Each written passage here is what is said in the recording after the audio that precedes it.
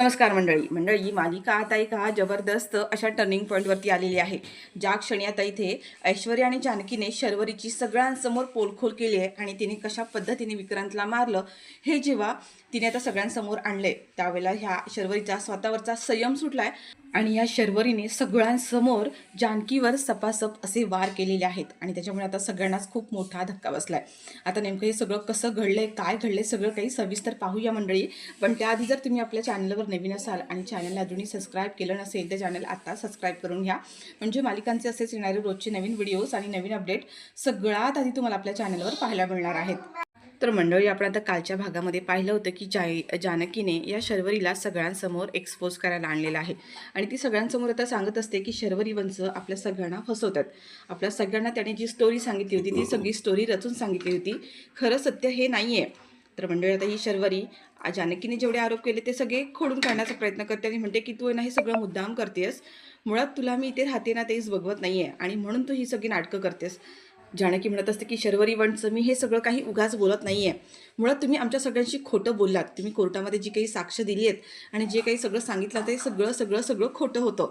कारण कारण माझ्याकडे तसे पुरावे आहेत म्हणून मी बोलते आहे. शर्वरी वंश, तुम्ही काय म्हणाला होतात की विक्रांत भाऊजी हे ज्या दिवशी नानांना मारलं गेलं त्याच दिवशी ते मुळशीला आले होते, पण तसं नाही आहे. विक्रांत भाऊजी 3 दिवस आधी आले होते.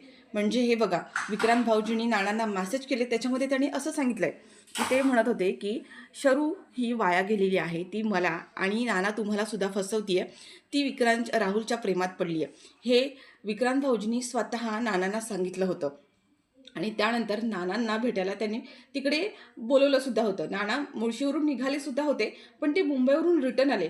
का तर विक्रांत भाऊजींनी त्यांना परत फोन केला आणि त्यांनी हे सांगितलं की माझ्यामधला आणि शर्वरीमधला जो काही प्रॉब्लेम होता, गैरसमज झाला होता, तो सगळा दूर झाला आहे. शर्वरीला तिची चूक समजली आहे, तिने माझी माफीसुद्धा मागितली आहे आणि ह्यापुढे ती अशी चूक करणार नाही आहे असा तिने शब्दसुद्धा मला दिला आहे. त्याच्यामुळे तुम्ही नाना नाही आलात ना तरीसुद्धा चालेल. हे घडलं होतं, पण तुम्ही हे सगळं काहीही सांगितलं नाही आहेत. तुम्ही काय म्हणालात की विक्रांत त्या दिवशी 3 दिवसानंतर मुळशीमध्ये आला, पण तसं नाही आहे. विक्रांत भाऊजी 3 दिवस आधी मुळशीमध्ये आले होते आणि त्या तिकिटामध्ये ते तिकीटसुद्धा खरंच होतं. आणि एवढंच नाही आहे शर्वरी वंश, त्या दिवशी नानांना त्यांनी मॅसेज केला आहे, म्हणजे ज्या दिवशी विक्रांत भाऊजी इकडे मुळशीत आले त्या दिवशी ते एकटे येणार नव्हते, तुम्ही दोघंसुद्धा येणार होतात. आणि तसं त्यांनी नानांना मॅसेज करून सांगितलं सुद्धा होतं की मी आणि शर्वरी दोघंसुद्धा मुळशीमध्ये येतोय, आम्ही निघालोय म्हणून. आणि जर मग विक्रांत भाऊजी आणि तुम्ही दोघंसुद्धा मुळशीमध्ये येणार होतात, मग त्या दिवशी तुम्ही एकट्याच कशा काय घरात आलात? विक्रांत भाऊजी कुठे गेले? विक्रांत भाऊजी त्या दिवशी तुमच्यासोबत घरी का नाही आले? सांगा ना शर्वरी वंश, सांगा का नाही आले? आणि तेव्हापासूनच विक्रांत भाऊजी गायब आहेत. आणि शर्वरी वंश, विक्रांत भाऊजींची मी आणखीनही मेसेज वाचले की तुम्ही आणि राहुलने मिळून विक्रांत भाऊजींचे पैसे वाया घालवलेत, उधळलेत. आणि एवढंच नाही आहे तर तुम्ही विक्रांत भाऊजींच्या नावावरून काही माणसांकडून सुद्धा पैसे घेतले होते आणि हे सगळं खरं आहे. आणि विक्रांत भाऊजींनी हा मेसेज नानांना केला होता, पण तुम्ही आम्हाला इथे आल्यानंतर काय सांगितलं की विक्रांतनेच बऱ्याच लोकांकडून पैसे घेतलेत, कर्ज घेतले आणि तो फेडत नाही आहे म्हणून तो पळून गेलाय. असं अजिबात नाही आहे. जर विक्रांत भाऊजींना जर पळूनच जायचं असतं तर त्यांनी नानांना असे कधी मेसेजच केले नसते आणि ते कधीच पळून गेले असते. त्यांनी नानांना मी मुळशीला येतोय असं कधीही सांगितलं नव्हतं. आणि हो, त्यांनी एवढंही सांगितलंय की जर शरूने पैसे मागितले तर तिला पैसे देऊ नका. जर असं असतं, विक्रांत भाऊजींना खरंच पैसे हवे असते तर त्यांनी स्वतः नानांकडे पैशांची मागणी केली असती, त्यांनी पैसे देऊ नका असा मेसेज केला नसता. मंडळी, आता जेवढे जेवढे मेसेज झालेले आहेत ना तेवढे सगळ्या मेसेजची पोल खोल आता एका मागोमाग एक तिने सगळं केलंय. जानकी म्हणते की ते सगळं झालं असं असेल तर मग विक्रांत भाऊजी नानांचा खून करूच शकत नाही आहेत ना. आणि जर ते इथे आले असते तर त्यांनी नानांना भेटून ह्या सगळ्या गोष्टी सॉल्व्ह केल्या असत्या, समोरासमोर बोलले असते. पण नानांची आणि विक्रांत भाऊजींची कुठेच भेट झाली नाही आहे, कारण विक्रांत भाऊजींनी त्या दिवशी नानांना मेसेज केलेत ज्या दिवशी ते मुळशीत येणार होते आणि त्यानंतर नानांनी त्यांना काही मेसेज केलेत, पण विक्रांत भाऊजींचा त्यांच्यावरती काही रिप्लाय नव्हता. खरं तर विक्रांत भाऊजींनी ते मेसेज बघितले सुद्धा नव्हते. याचा अर्थ तुम्ही खोटं बोलताय. आणि शर्वरी वंश, जेव्हा तुम्ही आलात तेव्हा विक्रांत भाऊजींचा मोबाईल हा तुमच्या जवळ होता, तुमच्या बॅगेत सापडला होता आणि तेव्हा तुम्ही काय म्हणालात की विक्रांत पळून गेलाय म्हणून त्याचा मोबाईल तुमच्याकडे आहे, म्हणजे हे सुद्धा खोटं होतं. मग आता खरं खरं सांगा, त्यावेळेला विक्रांत भाऊजी कुठे होते आणि त्यांचा खून तुम्ही का केलात? तुम्ही कोर्टात जे सांगितलं की सेल्फ डिफेन्ससाठी तुम्ही त्यांना मारलत, हे पूर्णपणे खोटं आहे. ह्या गोष्टीवरून सिद्ध होतं. तुम्ही खरं खरं सांगा की विक्रांत भाऊजींना तुम्ही का मारलत, कशासाठी मारलत? पैशांसाठी ना? तुमचं अफेअर त्यांना कळलं, तुमच्या वाटेतला काटा बाजूला व्हावा म्हणून तुम्ही विक्रांत भाऊजींना मारलंच ना?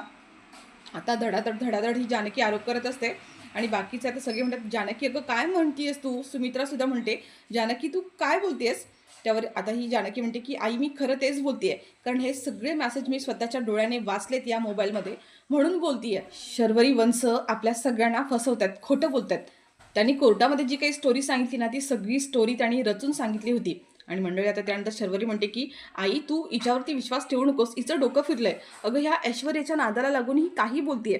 मला असं वाटतं ना की ह्या ऐश्वर्यानेच हिच्या मनात काहीतरी भरलंय, कारण जानकी वहिनी असं कधीच बोलणार नाही आणि असं कधीच माझ्यावर संशय घेणार नाहीये. नक्कीच ह्या ऐश्वर्याने तिला काहीतरी सांगितलं आणि तिचे कान भरलेत. जानकी म्हणते की प्रत्येक वेळेला ऐश्वर्यामध्ये घेत जाऊ नकोस. या सगळ्याशी आता ऐश्वर्याचा काय संबंध? मुळात हे मॅसेज मी स्वतः पाहिलेत, स्वतःच्या डोळ्यांनी पाहिलेत. ऐश्वर्याने माझे कान कशाला भरायला हवेत? आणि मी जे सांगते ना तेच खरं आहे. मंडळी सुमित्रा आणि आता म्हणत असतात की हे सगळं काय चाललंय, आम्हाला तर काही कळतच नाहीये. शर्वरी म्हणते की अगं आई तुला कसं कळणार, कारण हे सगळं खोटं आहे. ही जानकी सगळी खोटी आणि रचून स्टोरी सांगते. असं काहीही झालेलं नाहीये, मी जे सांगितलं ते खरं आहे. शर्वरी जानकीला म्हणते अगं का असं करतेस तू? तुला मी या घरात नको आहे का? माझा त्रास होतोय, तुला माझी अडचण होते का? मग तसं होत असेल तर खरं खरं तसं सांग ना. असे घाणाटे आणि खोटे आरोप का करतेस तू माझ्यावरती? आता या शर्वरीने खूप कांगावा केलेला असतो आणि ते ऋषिकेशला सुद्धा म्हणते अरे दादा तुझ्या बायकोला सांग, का असं बघते ती माझ्याशी, का असं करते तुम्ही लोक? खरं तर या सगळ्यांचा ना काही सगळ्यांचाच गोंधळ उडालेला असतो, कारण आता सौमित्र ऋषिकेश सगळ्यांना माहिती आहे की जानकी खोटं बोलणार नाहीये. ज्या अर्थी ती म्हणते की तिने ते सगळे मेसेज वाचले आहेत म्हणजे ते खरेच असणार आहेत.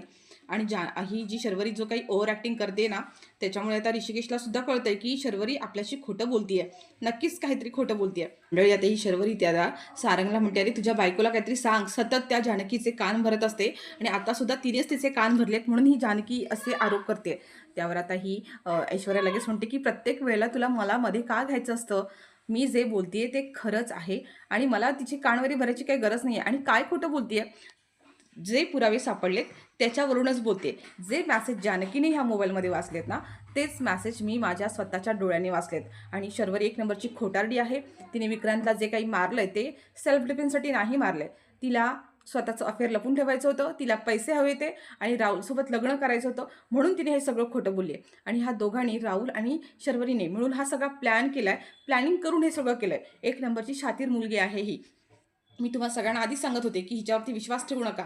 आता ही ऐश्वर्या सुद्धा बडाबड बोलत असते आणि आता हिचं पूर्ण पित्रळ उघडं पडले बरं शर्वरीचं. शर्वरीला आता काय बोलावं कळत नाही आहे, पण ती पुन्हा आता तिला खोटं पाडण्याचा प्रयत्न करते आणि म्हणते की बस कर गाई, एक बघ ह्या तुझ्या तिन्ही सुना माझ्याशी कसं वागतायत त्या. म्हणजे ह्या तिघींनी ठरवूनच टाकलंय का की मला घरातून बाहेर काढायचं? तर मंडळी आता हा सगळा असा सीन सुरू झालेला असतो आणि तेवढा जानकी म्हणते की शर्वरी वंश तुम्ही काय एवढा कांगावा करताय? खरं तर एवढा कांगावा करायची गरजच नाहीये. मी तुम्हाला नीट विचारलं होतं की तुम्ही विक्रांत भाऊजींना जेव्हा मुळशी त्याला ते कुठे गेले? तुम्ही जी सांगितलेली गोष्ट जी आहे ती खोटी आहे का आणि सत्य काय आहे ते सांगा. मग तुम्ही ह्या गोष्टीचा एवढा कांगावा का करताय? आता ही अवंतिका सुद्धा म्हणते की शर्वरी वंश तुम्ही खऱ्या आहात ना? तुम्हाला जर वाटते तुम्ही असं काही केलं नाहीये, मग तुम्ही एवढ्या हायपर का होताय? एवढ्या का चिडताय? मुळात तुम्ही ही गोष्ट शांतपणे मॅनेज करायला हवी होती. त्यांनी फक्त तुम्हाला विचारलं होतं, मग तुम्ही ह्या गोष्टीचा एवढा कांगावा का केला? तर आता ही शर्वरी म्हणते कांगावा का केला म्हणजे तुम्ही तिघी जणी मिळून मला असं सगळ्यांसमोर खोट्यात पाडण्याचा प्रयत्न करताय, माझ्यावर खोटे आरोप करताय. मी का सहन करायचंय? आणि शर्वरी आता तिच्या आईसमोर पुन्हा सगळं नाटक करते की बघ तुझ्या तिन्ही सुना मिळून मला कसं त्रास देत आहेत, मला खोटं पाडण्याचा प्रयत्न करतात, असा तिचा ड्रामा सुरू असतो. आणि त्यावर आता जानकी म्हणते आम्ही ड्रामा करत नाही आहोत, खरं सांगतोय, आमच्याकडे तो पुरावा आहे, तुझे मेसेज आम्ही स्वतः पाहिलेत म्हणून बोलतोय. त्यावर आता ही शर्वरी म्हणते की हो मेसेज पाहिलेत, मग दाखवा मला कुठे आहेत मेसेज ते. आणि मंडळी आता त्याच वेळेला जानकी तिचा तो मोबाईल घेते आणि त्या मोबाईलमधले मेसेज आहेत ना आता ती सगळ्यांसमोर वाचून दाखवणार असते.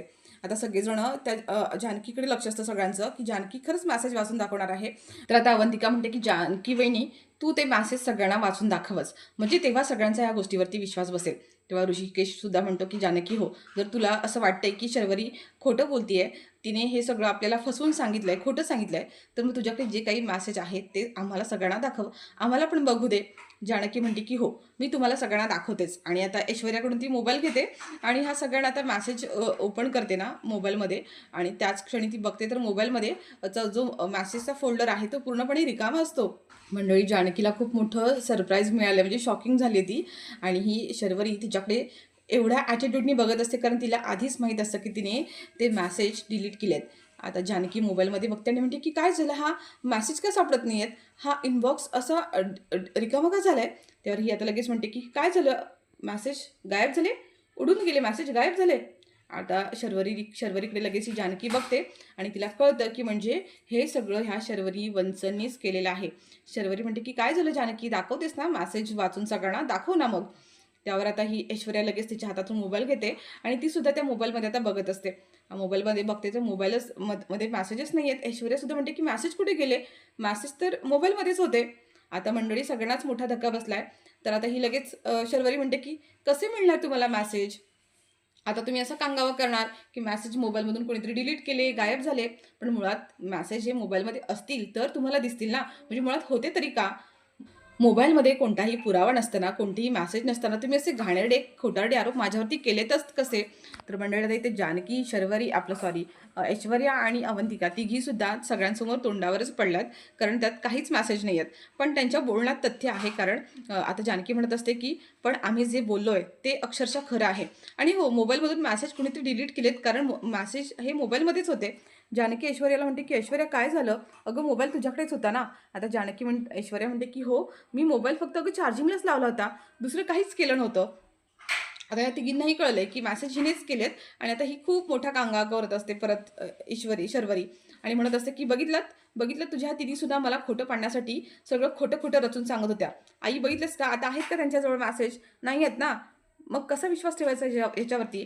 जानकी म्हणते की आई तुम्हाला खरंच वाटतं की मी तुम्हाला एवढं सगळं सांगितलं, ही गोष्ट मी रचून सांगितली असेल? हो, स्वतः मी ते मेसेज माझ्या डोळ्यांनी वाचलेत, नानांचे आणि विक्रांत भाऊजींचे. मी खोटं का बोलेन? अहो, माझ्या मनात जर इतकं वाईट असतं तर मी शर्वरी वंजनचं लग्नच लावून दिलं नसतं ना. मला सुद्धा त्यांचं चांगलं व्हावं असंच वाटत होतं आणि सगळ्या गोष्टी मी मनापासूनच केल्या होत्या. पण तरीसुद्धा त्यानंतर मला ह्या गोष्टी मिळाल्या. आणि आता इथे ऐश्वर्या सुद्धा म्हणते की आई जानकी बोलते ते अगदी बरोबरच आहे. कारण ते मेसेज जानकीनेही वाचलेत आणि मी स्वतः सगळे मेसेज वाचलेत. हे सगळं खरं आहे. आता सुमित्रा म्हणते की बस झालं. कोण खरं कोण खोटं मला काहीच कळत नाहीये. कोणावर विश्वास ठेवायचा मी? तर मंडळी ह्या शर्वरीने आता या तिघींना सुद्धा सगळ्यांसमोर खोटं ठरवलंय.